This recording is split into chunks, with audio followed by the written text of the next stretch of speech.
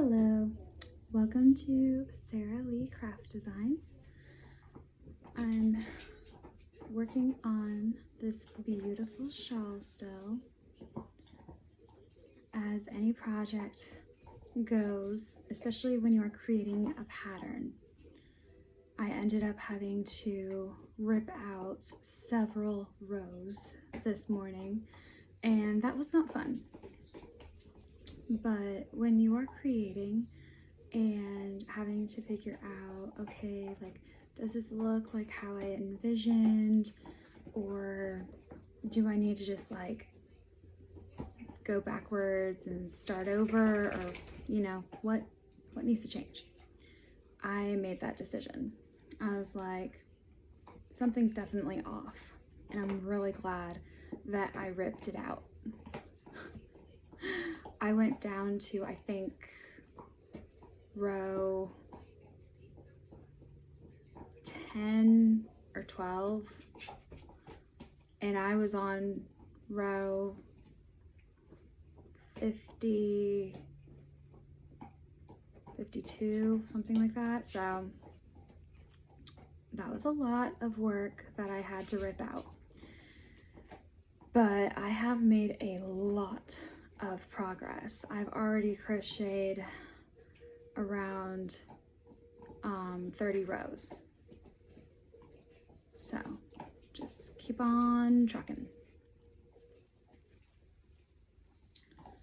I'm enjoying right now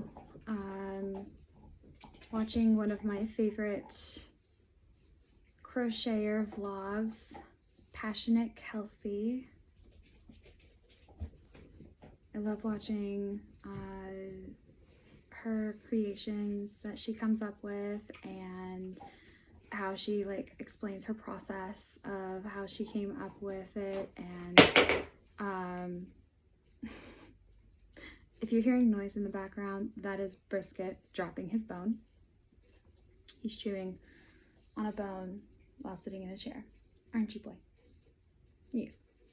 But anyway, yeah, so I like watching different crocheters, but her vlog is one of my favorites.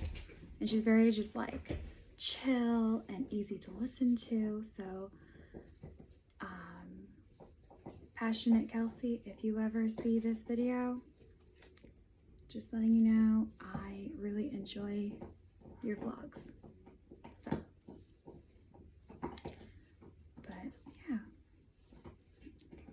trying to make some progress on this. I really wanted to have this project done today and get it to my friend, but I don't know if I can get it done today. That's wishful thinking now. But I had to do what I had to do by ripping out those stitches. It was too... Risky, you gotta stop dropping your bone. Yes, you. She's staring at me. It was getting too frilly, which I love frills, love them. But the only problem with having too many frills for a shawl is then they sit on your back, like they're all around your back and you have to pull them around to the front. Well, then you have too much going on in the front and it's not as comfortable. So I took out a lot of the increases, and that's where the frills were coming from, because more increases, more frills.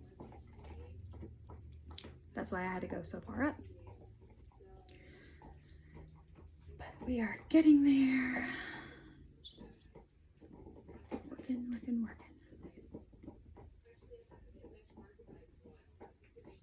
Oh, that's a pretty color.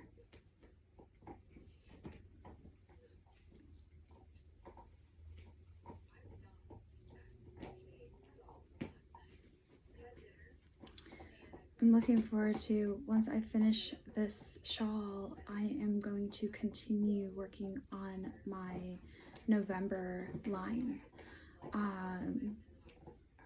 It's got a lot of harvest orange, some teals.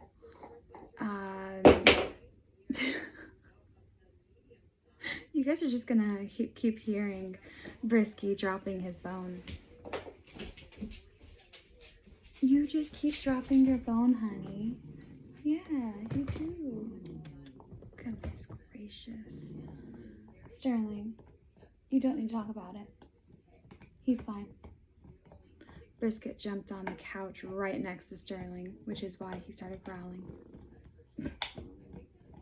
He's very expressive. But anyway, so the fall line is going to feature harvest oranges, some teals, some yellows, and I'm thinking more on the line of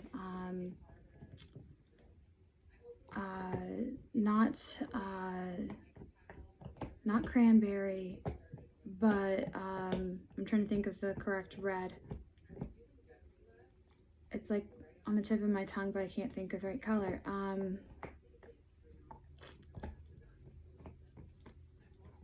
Well, you know what?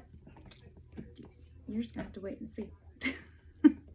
I can't remember the name of it. Oh well. But I'm really excited about working on it. And also I am taking notes on this crochet pattern that I've created of this shawl. And I will be publishing my pattern on my Etsy shop once I get all the tweaks figured out. I'm gonna pull this closed a little bit. There we go. And yeah, I think that covers it for crochet. As always, I have been very busy with school, but I'm enjoying organic chemistry now. So far, week 1 was the most difficult. Obviously, the classes are difficult in general, but class 1, I think, or not class 1, week 1 was just like a shock to my system because I didn't know what to expect. I had no idea what to expect.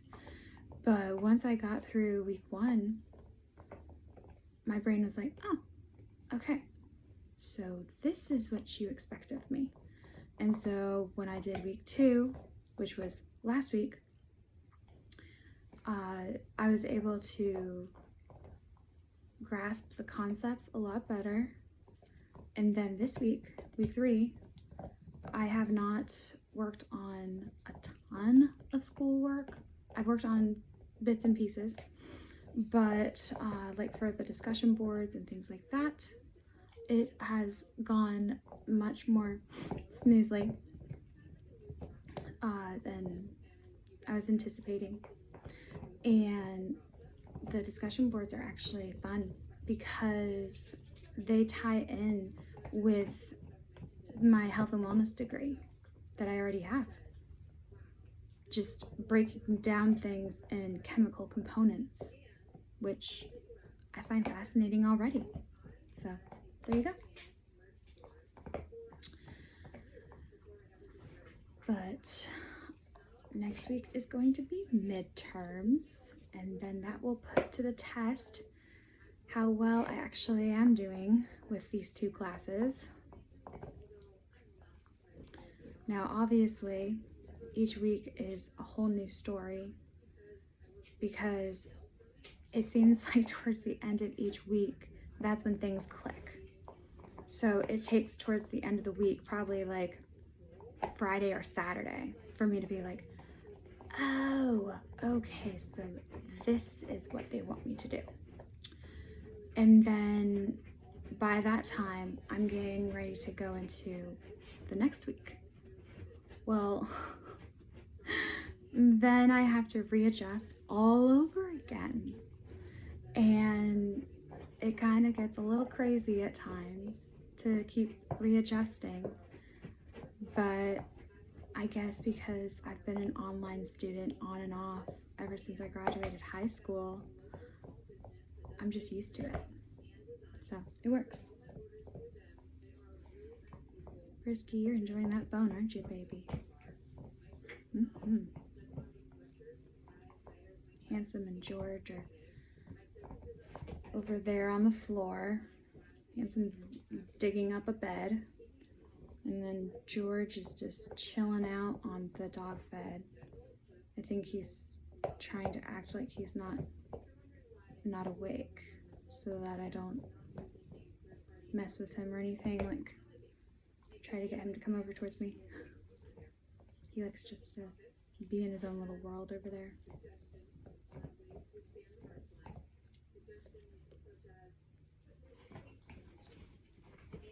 Risky, your bone's gonna fall again if you keep jumping up and down off of the chairs.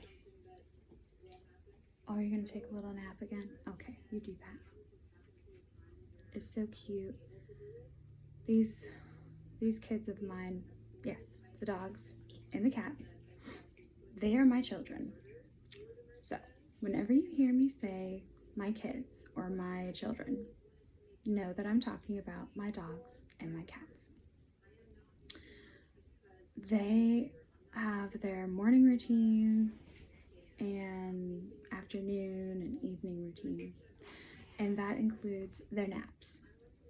And it cracks me up because in the morning I try to work on school, especially when they are taking their morning naps. Well, I've been trying to crochet as fast as I can without making mistakes while they've been taking their naps. So Brisket, though, he is just like pure puppy. He is pure puppy, so he doesn't know how to stay still unless he's like totally tired out. Hey, mister. Hey, your cousin doesn't want you up there with him, okay? Go lay down. Go lay down. Sterling, I've got it handled, thank you. Go lay down. Here's your bone. Take your bone. Yes, take your bone. Okay, fine. He's gonna go on the couch. Sterling, shh, you're fine. Yes, good boy. Okay, Jack, we are almost done with this row. I basically am trying to keep the majority of like these body rows right here. That's what I'm calling them, at least. These body rows, like there's going to be a section of rows that are going to remain the same. The stitching will be different, but the count should be the exact same because I don't want it to increase or decrease because it's exactly where I want it to be at. And then once it gets at the correct length, then I'm going to have it decrease a little bit so it will pull in a little at the end to give it a little bit more of a cape kind of feel. At least that's what I'm going for. We will see. I can always pull that out and then go for more of an increase and see if I want more of a frill at the end. But like I said, there's already a lot of frill happening with this shawl, so I don't think I need to increase it anymore, but we're gonna find out. We are gonna find out.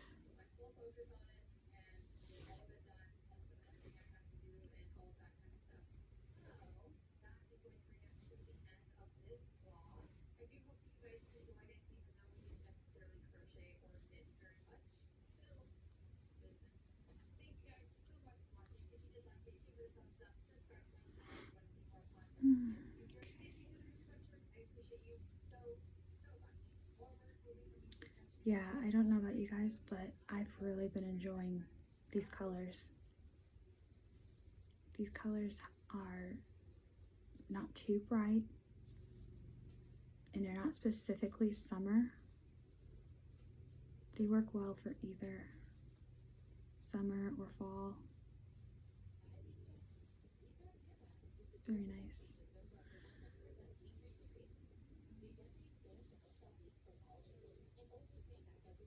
I want to say it's called Confetti.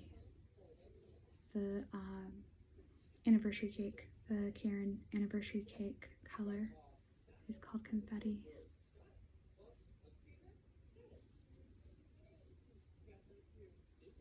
It's uncovered, it's almost uncovered. How I know where I'm at also is it will uncover the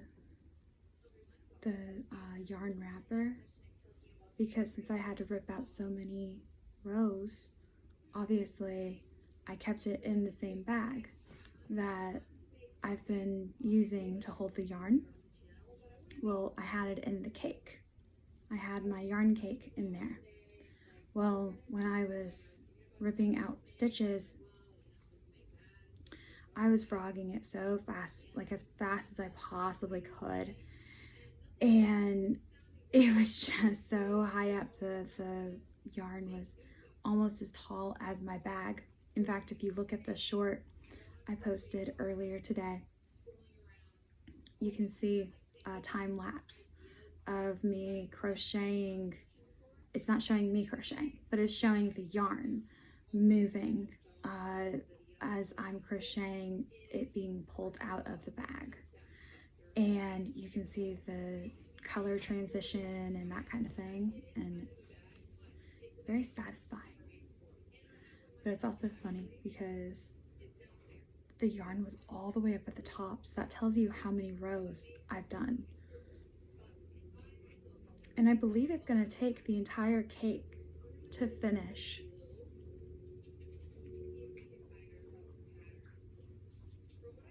If I'm not mistaken, the whole cake is 30, it's either 32 ounces or 34.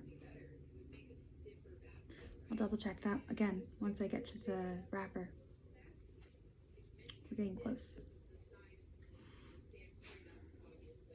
Georgie, Georgie, don't lick your foot. You're fine. Good boy. Good listener.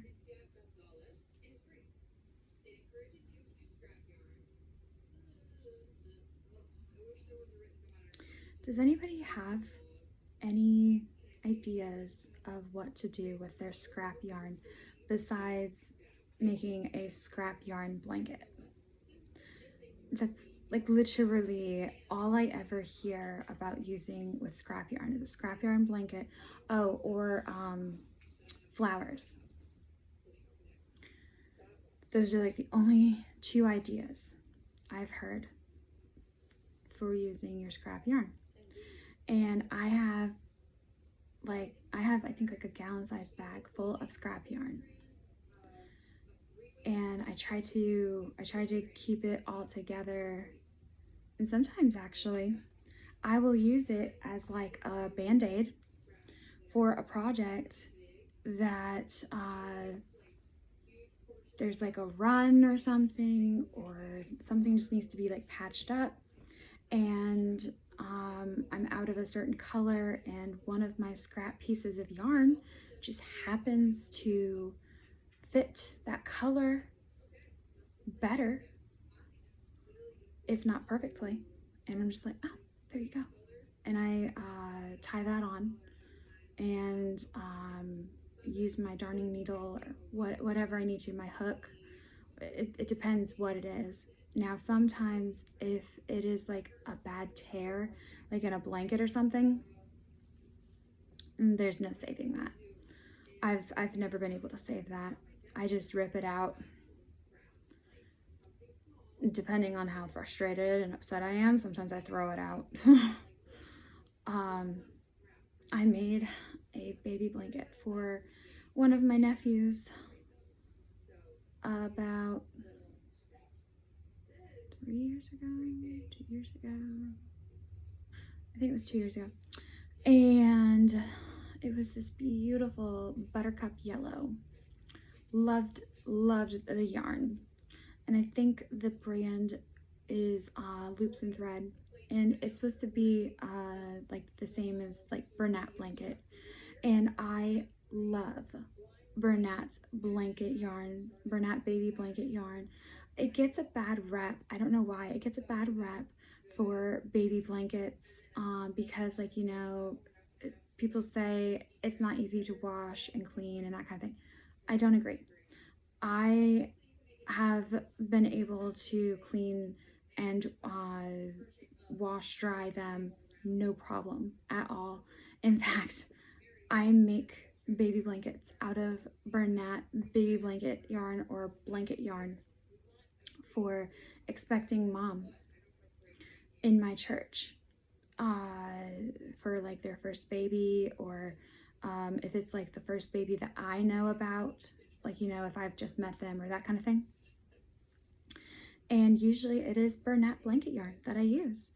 And I've never, ever, ever had a mom tell me that something was wrong with the blanket. In fact, I have several moms that still have their baby blankets, and it has been years, several years, since I made that baby blanket for their child. Like, one of the moms, their child, I think, is, oh goodness, like 12 years old. Yeah, like 12 years old. And she still has that baby blanket. So,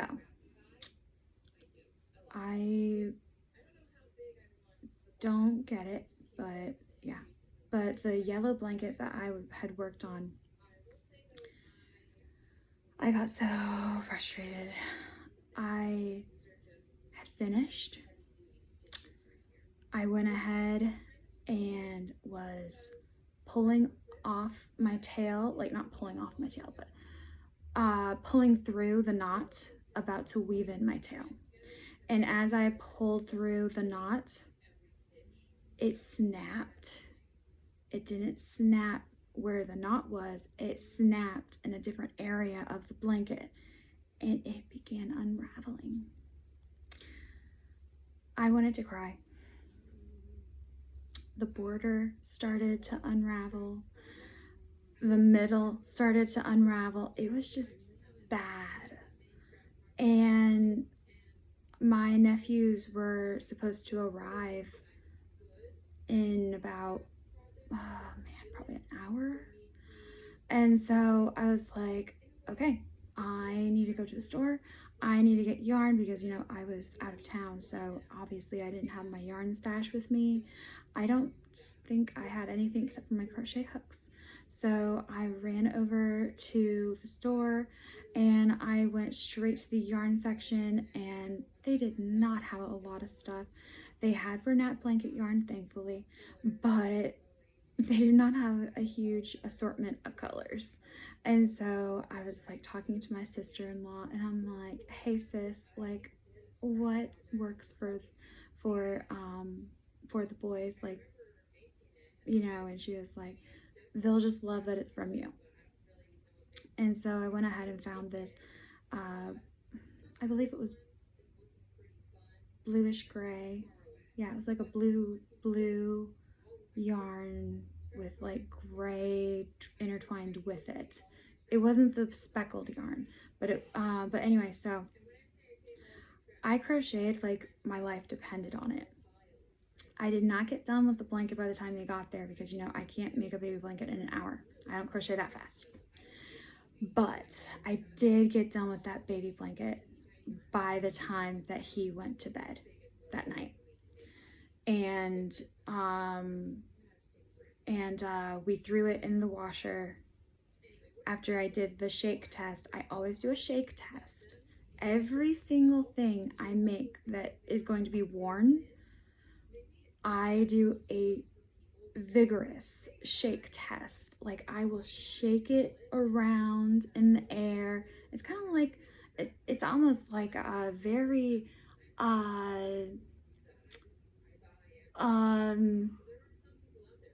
it's almost like watching someone make pizza dough, except you're trying to sling it around. But I'll throw it up in the air. I'll sling it like this.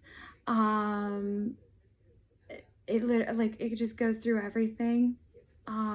Because what do you think a baby is gonna do with it? Especially when they're a little bit older. That baby blanket's gonna go through a lot. So obviously it needs to go through a shake test. Also, what do you think the dryer is gonna do to it? It's gonna be tumbling all over the place. So it needs to go through a shake test. So that's what I do. If it can't handle the shake test, if I see any kind of ends that are coming out, then I know that I need to use my darning needle and pull in wherever, or something needs to be fixed. Well, anyway, so yeah, my nephew was able to sleep with his new blanket that night and still has it to this day. My nephews have all the baby blankets I've ever made for them. I make them blankets from Bernat blanket yarn or Karen 1 pound yarn. They love that yarn as well. Let's see, Karen, and there's another kind of yarn that's just like Karen that has 1 pound. I have to look in my bag now, but it's also really thick too. Like, it's not thick. I mean, it's also a 1 pound skein of yarn as well. It might be Lion Brand. Yeah, it might be Lion Brand. So yeah, I love it. It's fantastic. When you find certain brands of yarn that just work for you, just stick with it. Just stick with it and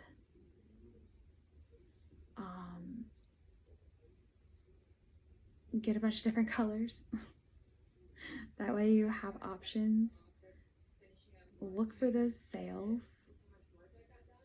Even if you aren't going to use the colors yet, look for the sales, because you never know when those sales are coming back.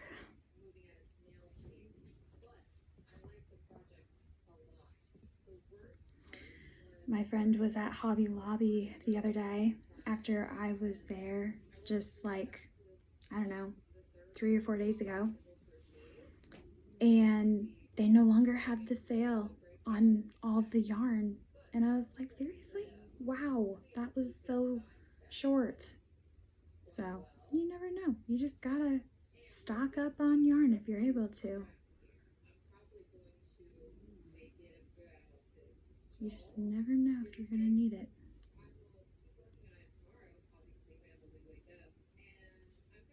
It's coming in handy for me right now, because everything that you've been watching me do on YouTube for my tutorials, for any of my videos here, I have not had to buy any new yarn. This is the only new yarn, I think.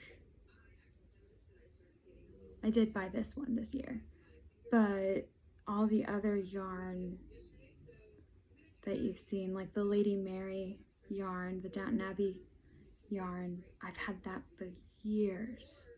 I just never knew what to do with it, but it makes sense that it makes like a really good shawl. Now I'm doing a different pattern with that for that shawl. I have no idea what I'm doing with it yet. I'm kind of just experimenting for a pattern. So if you watch that video, you'll see that I just start with instructions on making a slip knot, doing your chains,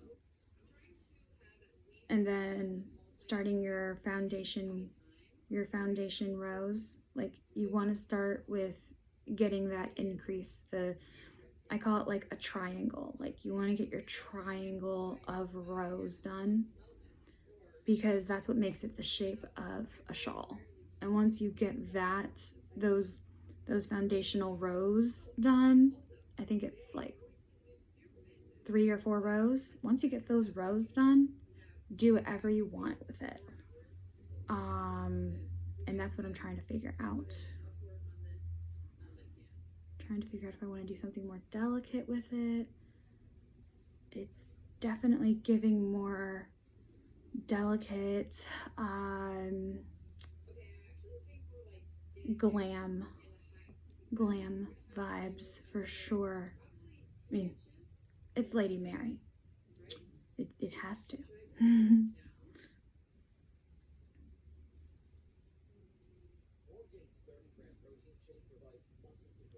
Who's been watching Downton Abbey, the TV series, since it was on PBS station before any of the movies came out and everything?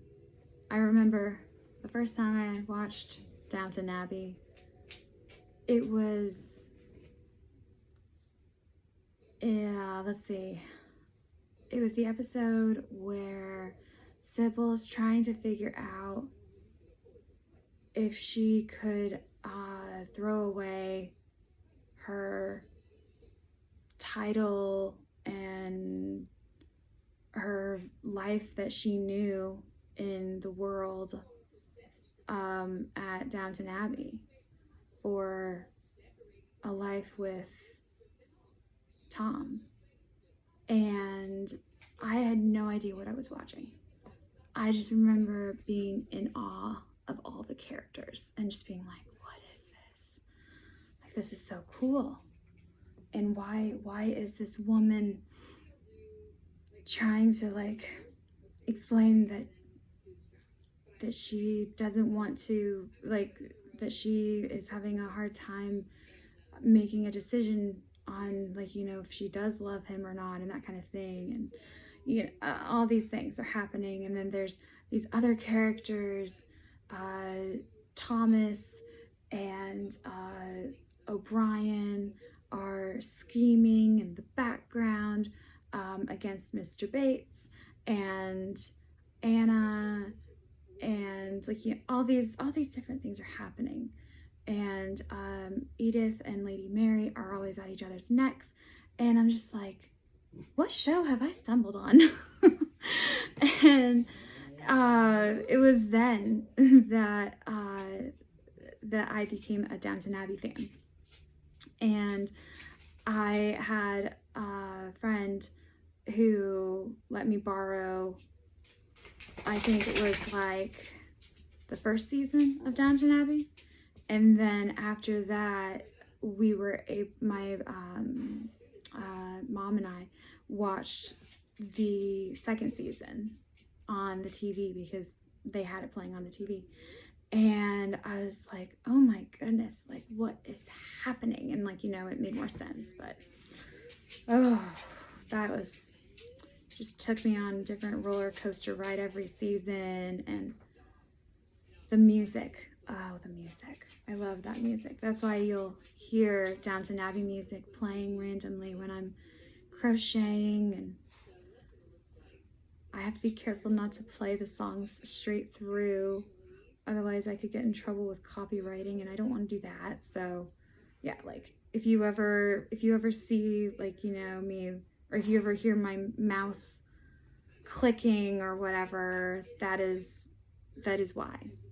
I am having to change up the song or skip a song or whatever, because it can't be true to its form. But I still want to hear the music. So, and I'm not ready for Christmas music yet. I like to enjoy Thanksgiving, which there's not a lot of Thanksgiving music. I'm trying to think what music is like Thanksgiving.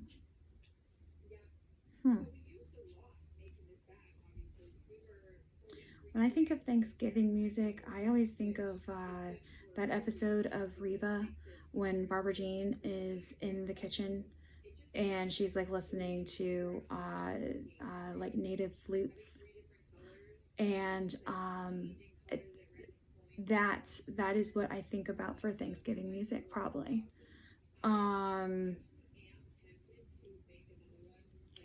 But other than that, I can't really think of Thanksgiving music. Georgie, can you think of Thanksgiving music? Huh? He's like, no. No, I cannot. You want to look out this window? Now that the sun is not shining, well, I mean, it is shining, but now that the sun isn't going to shine in my eyes anymore. Who's your good boy?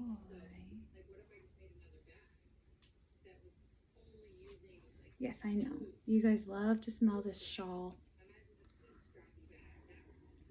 You're just like, what is this? That you are crocheting, Mother? Yeah.